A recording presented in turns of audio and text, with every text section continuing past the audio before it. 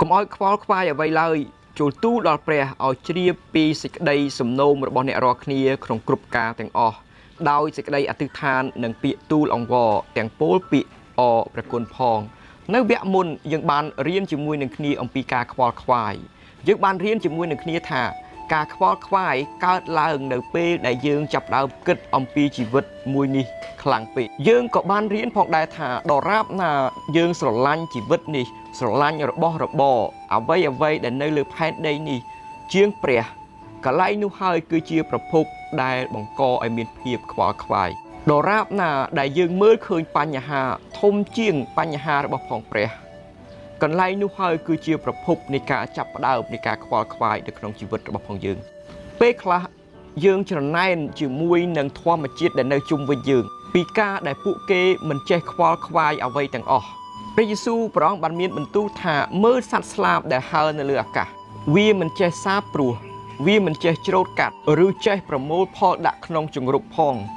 តែព្រះវរបិតានៃអ្នកដែលគង់នៅនគរឋានសួគ៌ព្រះអង្គចិញ្ចឹមវាហើយឲ្យអ្នករាល់គ្នាមានតម្លៃជាងរបស់របរទាំងអស់នោះទៅទៀត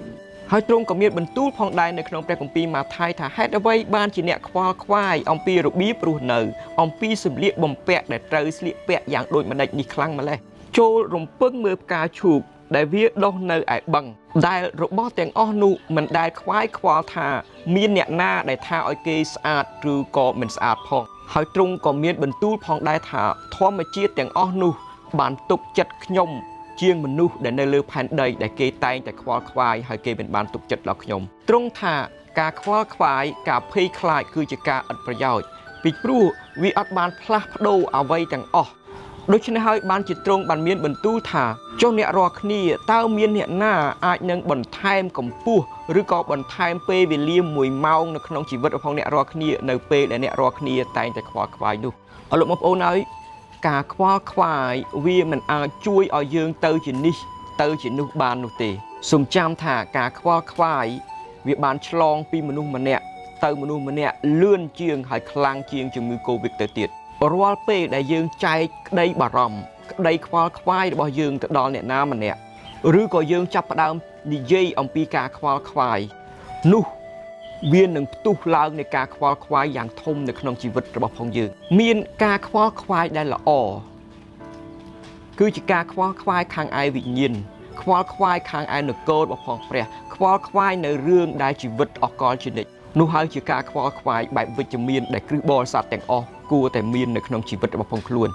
តែបើយើងតែងតែខ្វល់ខ្វាយអំពីរឿងរ៉ាវដែលនៅខាងក្រៅវាចូលមកក្នុងជីវិតរបស់ផងយើងខ្លាំងពេកនោះវានឹងធ្វើឲ្យយើងទៅជាលំបាកដូចវគ្គមុនដែលយើងបានរៀនថាទៅជាមានជំងឺនៃរាងកាយទៅជាមានជំងឺផ្នែកសតិអារម្មណ៍ទៅជាបាត់បង់អំណរជាដើមយើងដឹងហើយថាការខ្វល់ខ្វាយមិនអាចផ្លាស់ប្ដូរអ្វីបានទាំងអស់អ្វីដែលវាកើតហើយគឺវាបានកើតរួចទៅហើយ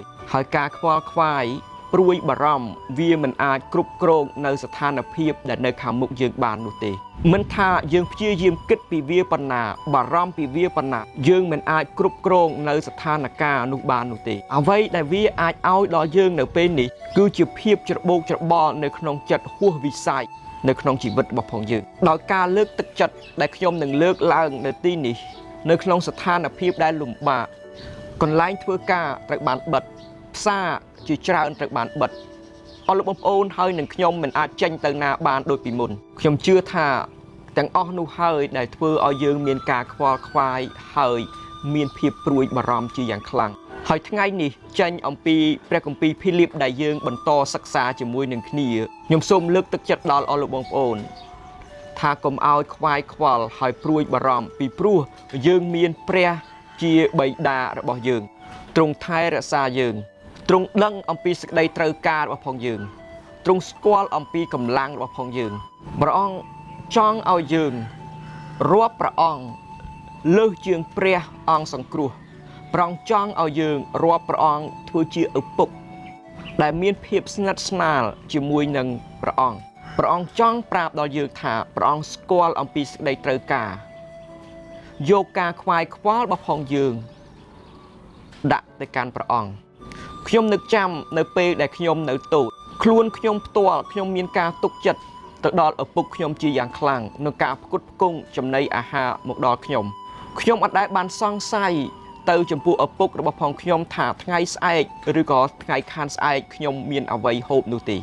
ហើយពេលខ្លះយើងដូចគ្នាផងដែរពេលខ្លះយើងខ្វល់ខ្វាយនៅរឿងទាំងអស់នោះដែលវាគឺជាកិច្ចការទទួលខុសត្រូវរបស់ឪពុករបស់ផងយើងរបស់ព្រះបិតារបស់ផងយើងទៅវិញនោះទេជាច្រើនដងនៅពេលដែលយើងខ្វាយខ្វល់គឺយើងកំពុងតែធ្វើអ្វីមួយជំនួសព្រះហើយយើងចាប់ផ្ដើមគិតថាព្រះអង្គអត់ស្រឡាញ់យើងព្រះអង្គអត់យកចិត្តទុកដាក់ជាមួយនឹងយើងអរលោកបងប្អូនហើយនឹងខ្ញុំបានដឹងហើយថាព្រះអង្គស្រឡាញ់យើងប៉ុណ្ណាព្រះអង្គយកចិត្តទុកដាក់ជាមួយនឹងយើងប៉ុណ្ណានៅខនេះបានប្រាប់ថាព្រះអង្គយកចិត្តទុកដាក់ជាមួយនឹងផ្កាដែលដុះនៅពេលព្រឹកហើយងាប់ទៅវិញនៅពេលល្ងាចចុះបើជីវិតអស់លោកបងប្អូនហើយនឹងខ្ញុំដែលបានលួសដោយលោហិតរបស់ព្រះយេស៊ូវមានពេលវេលាយូរជាងផ្កាតើវាមិនសំខាន់ជាងរបស់ទាំងអស់នោះទេឬអីពេលខ្លះយើងដូចជាមនុស្សដែលឆោតយើងទុកចិត្តព្រះនៅកិច្ចការដ៏ធំនៅសេចក្តីសង្គ្រោះដ៏អស្ចារ្យជានិច្ច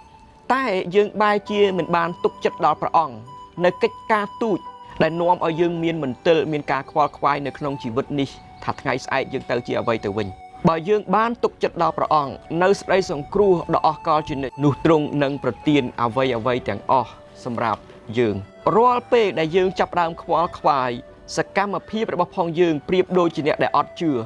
ដែលយើងភ្លេចសេចក្តីសន្យាជាង 3000 នៃសេចក្តីសន្យាដែលមាននៅក្នុងសភៅនេះដែលព្រះអង្គបានសន្យាចំពោះយើងដែលជាកូនរបស់ផងព្រះអង្គខ្ញុំសូមលើកទឹកចិត្តដល់អស់លោកបងប្អូនម្ដងទៀតកុំខ្វាយខ្វល់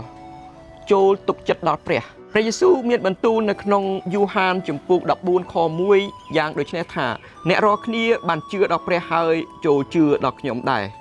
សំណួរសួរថាតើយើងអាចទុកចិត្តដល់ទ្រង់យ៉ាងដូចម្ដេចនៅក្នុងស្ថានភាពយ៉ាងដូចនេះខ្ញុំមានការពីរដែលខ្ញុំចង់ចែកចាយដល់អស់លោកបងប្អូនអំពីរបៀបដែលយើងអាចនឹងទុកចិត្តដល់ទ្រង់ដែលទី1រាល់ថ្ងៃ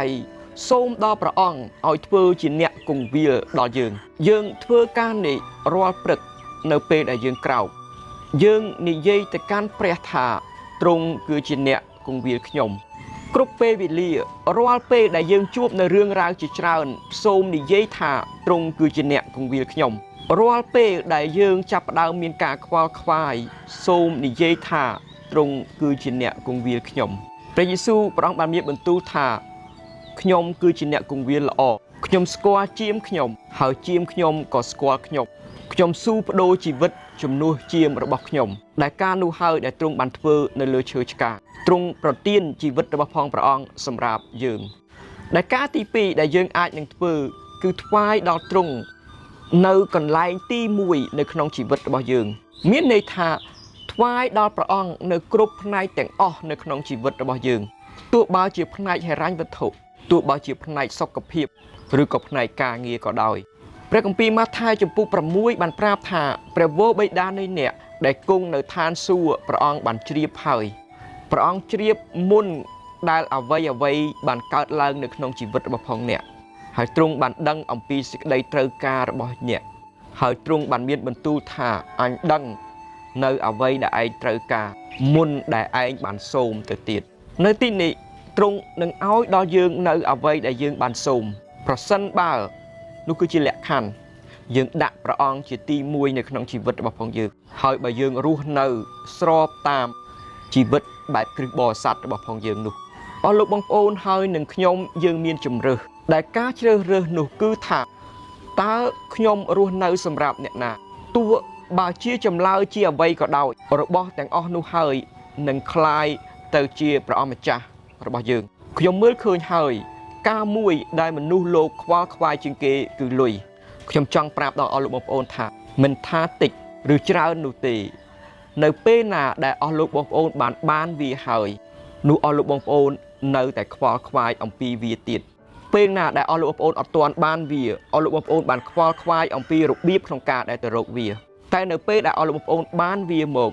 អស់លោកបងប្អូននឹងខ្វល់ខ្វាយអំពីរបៀបដែលរក្សាវានៅជាមួយនឹងអស់លោកបងប្អូនរងខ្វល់ខ្វាយពីការសន្សំវាពីការចាយវាពីការវិនិយោគវាហើយពិសេសអំពីការការពារវាហើយទ្រង់បានមានបន្ទូលថាអញដឹង អំពីការខ្វល់ខ្វាយរបស់ឯងថាឯងខ្វល់ខ្វាយអំពីការនោះ